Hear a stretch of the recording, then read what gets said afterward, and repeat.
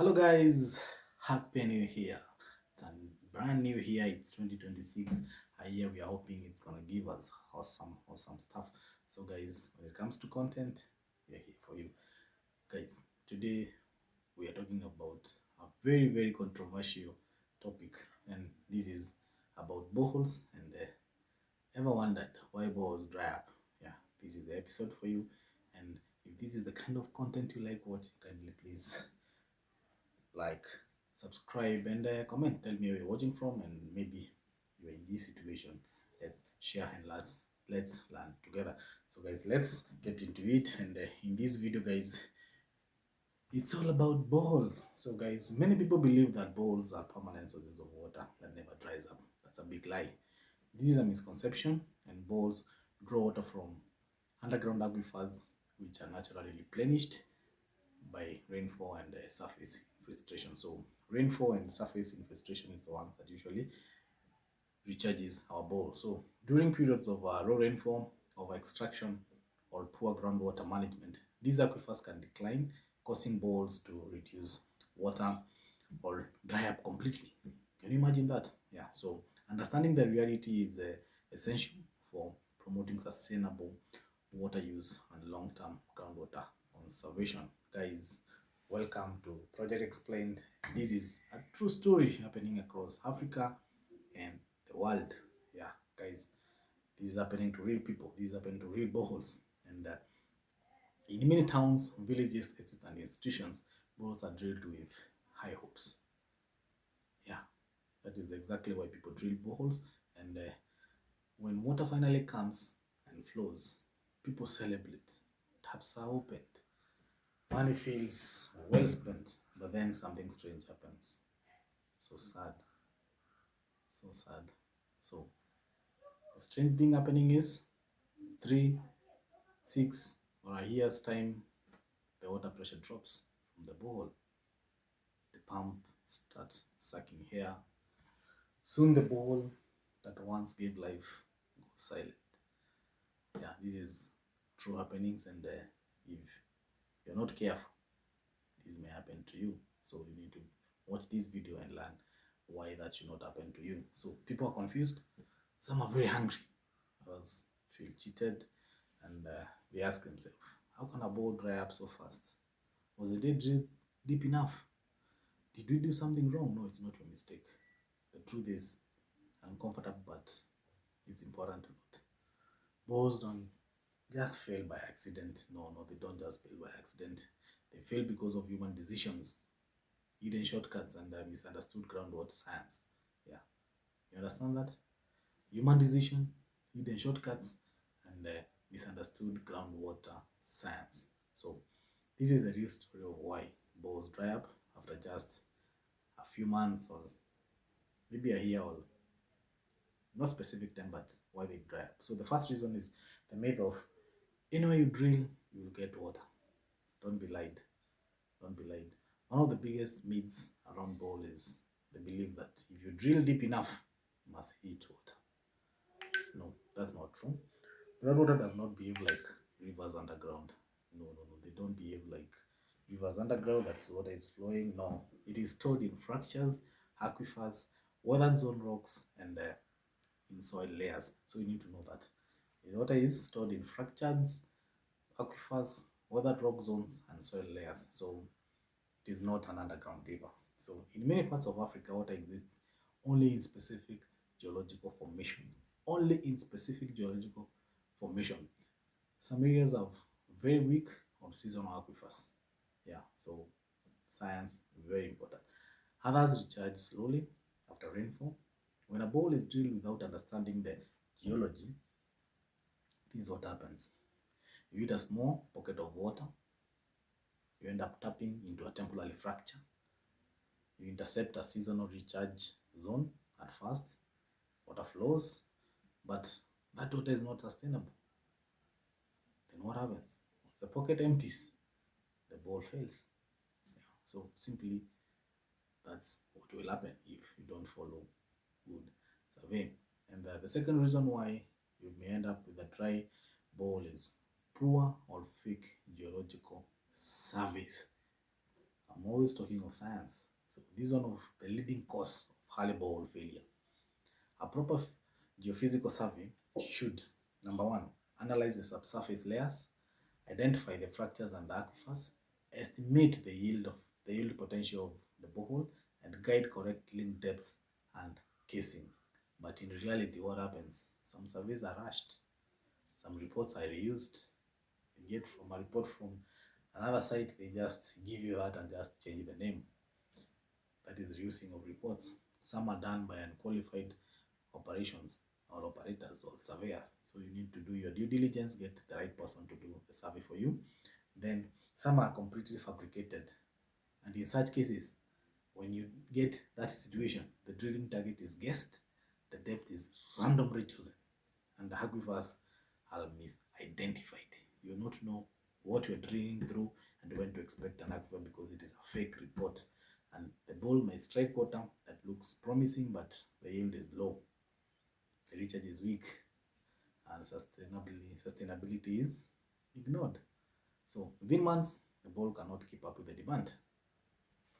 So don't follow for fake guys. That reason why you end up with a dry ball is confusing water strike with sustainability yield. This happens.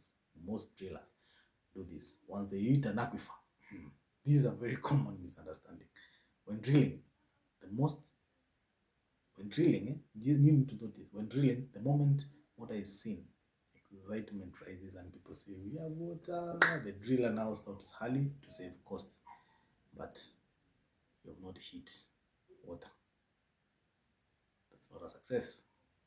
A bowl must not produce water continuously, recover after 24 hours of constant distance tests, support long-term abstraction, that's the longevity of a borehole, and that's why you need to have it tested for 24 hours and make sure it is sustainable. And when you hit shallow water strikes, what happens is you produce water for a short time, the bowl produces water for a short time, collapse under heavy use, usually dries during dry seasons, and without proper yield testing, no one knows how much the bowl can truly supply.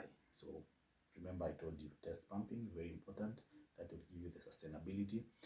Then whether it can support households, schools, or communities. Many bowls fail simply because no proper yield test was done. Insisting on test pumping.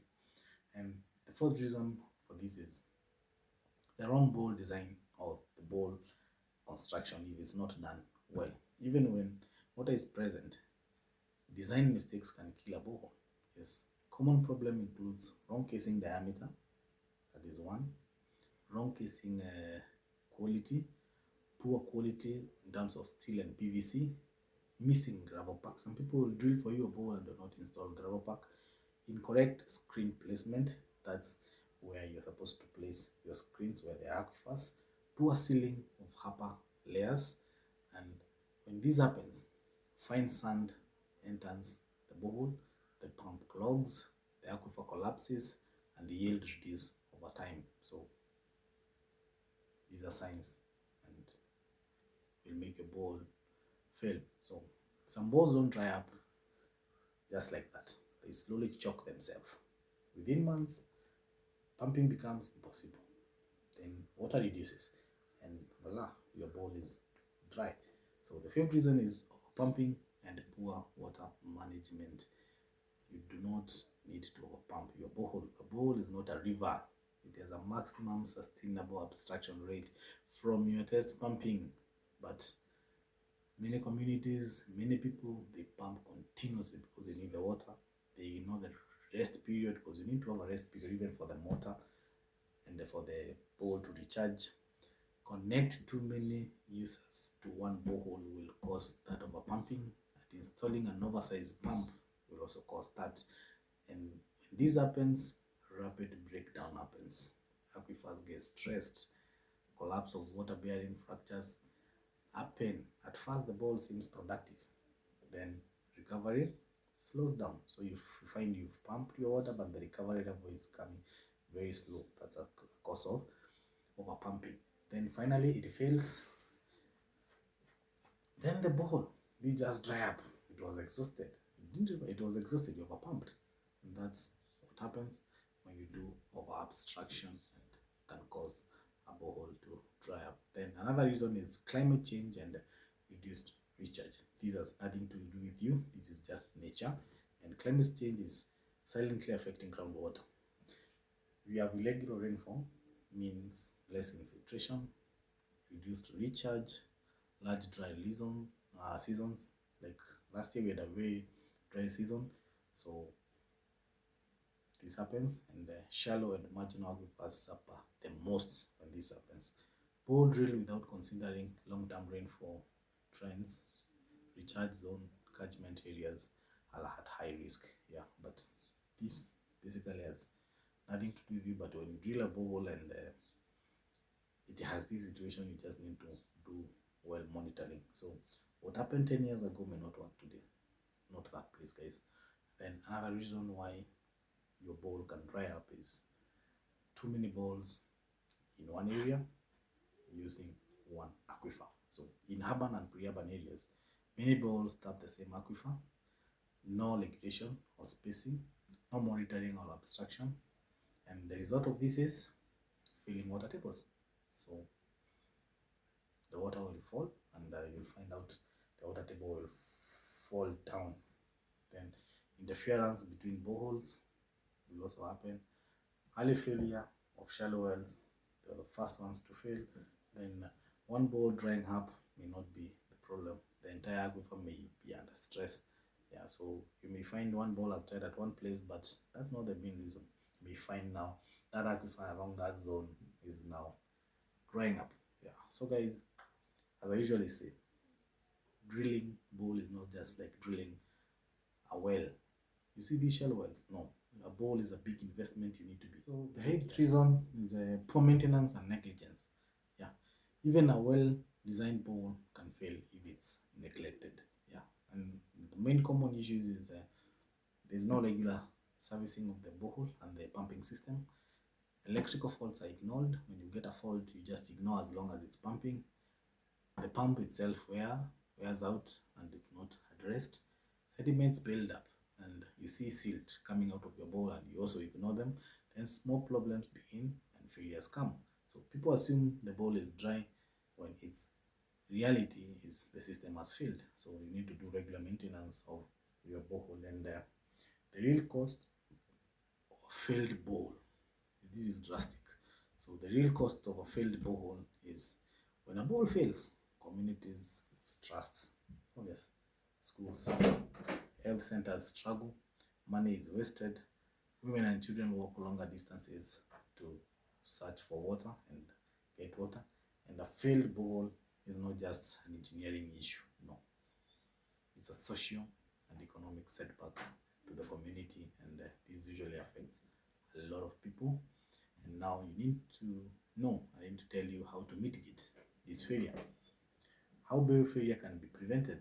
And boreholes just don't fail randomly. Yeah, they don't just fail randomly, they fail because of surveys are rushed, the designs are compromised, science itself is ignored, management is poor, and sustainable bore requires proper geophysical survey, correct drilling depths, good casing, and screens, accurate yield testing, and controlled abstraction, guys. So if you do that, if you have an already existing borehole and you make sure you do regular maintenance,